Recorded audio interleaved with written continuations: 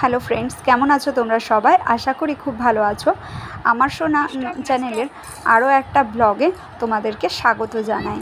তো অনেক দিন পর আবার একটা ব্লগ দিলাম, কারণ কি রোজ দিন আমি রেগুলার ব্লগ দিতে পারছি না। তোমরা যারা জানো, মানে যারা দেখো আমার প্রোফাইলটা ডেলি আর কি পোস্ট, তারা ভালোভাবে বুঝবে। তো এখন এটা বিকেলবেলা, আর বিকেলে মেয়েকে নিয়ে আমি বেড়াতে এসেছি একটু মাঠ দিকে। এখানে সব বাচ্চারা খেলাধুলো করে, তো ওকেও একটু চেষ্টা করি খেলাধুলো করানোর জন্য। তো এই দেখো এইখানটা বেশ মাঠ আর কি, পুরো একদম সবুজ চারিদিকটা, তো ভালোই লাগে। আর বিকেলে এই ওয়েদারটাও বেশ ভালো লাগে মাঠের ধারে। তো ওই জন্য আমি এইখানে আসতে বেশি ভালোবাসি মেয়েকে নিয়ে। তো এই দেখো এখানে আমি একটা জিনিস তোমাদের দেখাই। দেখো এই যে তুললাম, এটা কিন্তু ঘাসের মধ্যে এই যে সবুজ সবুজ একটু বেশি হয়ে আছে, এটা কিন্তু ঘাস না।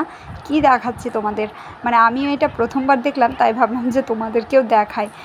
এই দেখো ধান গাছ হয়েছে। তো ধান গাছ কিন্তু সমস্তটাই কিন্তু না, এটা কিন্তু মানে ঘাসের মধ্যে ধান গাছটা হয়ে গেছে। কি করে হয়েছে তোমাদেরকে বলি। আশা করি তোমরা মানে সবাই মানে এই জিনিসটা হয়তো নাও জানতে পারো আমার মতন আর কি। তো ব্যাপার হচ্ছে এখানে ধান গাছ লাগানো ছিল। তোমরা মানে ধান ক্ষেত পুরো আর কি ছিল আগে। তো এই 1 মাস আগে তো ধানগুলো ট্রাকে তোলার সময় ওই জায়গাটায় আর কি তুলেছিল। তো যেখানে যেখানে ধানগুলো পড়েছে সেখানেই দেখছি ঘাসের মধ্যে ধান গাছ গজিয়ে গেছে।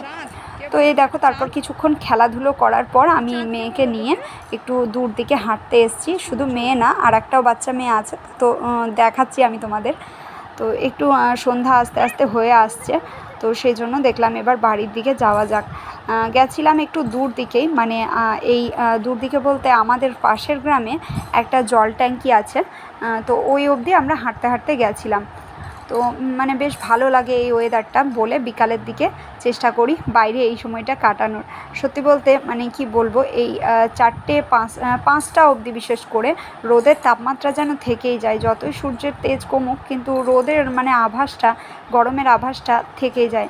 কিন্তু ওই 5:45, 6টা এই দিকটায় না, 6:30 এই দিকটায় না সন্ধ্যা হয়ে যায় পুরোপুরি, আর না খুব মানে গরমের তাপ থাকে। তো সেই জন্য এই ওয়েদারটা মানে বেশ বাইরেই ভালো লাগে। আর আমার মেয়ে এখানে এই দেখো ওই মেয়েটার সাথে হাঁটছে, বললাম যে আর একটা মেয়েও এসছে আমাদের সাথে, তো ওর সাথে হাঁটছে। কিন্তু হাঁটছে বলতে ও কিন্তু ওর সাথে কমফর্ট ফিল করছে না। কারণ কি, এমন একটা অভ্যাস হয়ে গেছে আমার মেয়ের, সব সময় আমি ওকে নিয়ে নিয়ে এমন একটা অভ্যাস হয়ে গেছে, ও আমাকে ছাড়া যেন কিছুই চেনে না। তো সেই জন্য আমি চাইছিলাম যে ও ওই মেয়েটার সাথে একটু হাঁটুক, কিন্তু না, ও সেই ঘুরে ফিরে আমার দিকেই তাকাচ্ছে। তো চেষ্টা করছিলাম যাতে ও আমাকে ছেড়ে একটু হাঁটে বা আমাকে ছেড়ে একটু থাকে। এই অভ্যাসটা আমার পক্ষে মানে আমার জন্য মনে হয়েছে যে খুব একটা খারাপ অভ্যাস। কারণ কি, জানি মা ছাড়া বাচ্চারা থাকতে অপছন্দ করে, কিন্তু তবুও নিজে নিজে একটু মানে অন্য বাচ্চাদের সাথে থাকার এই অভ্যাসটা ওর মধ্যে হয়েই উঠছে না। তো সেই জন্যই আর কি আমি চাইছিলাম ও একটু আলাদা করে হাঁটুক। যাদের বাচ্চা আছে তারা হয়তো এই ব্যাপারটা ভালোই বুঝবে, মানে আমি যে ব্যাপারটা আর কি বললাম। তো তোমরাও বাচ্চাদেরকে কি এভাবে ছেড়ে দেওয়ার চেষ্টা করো? কমেন্টে জানিও।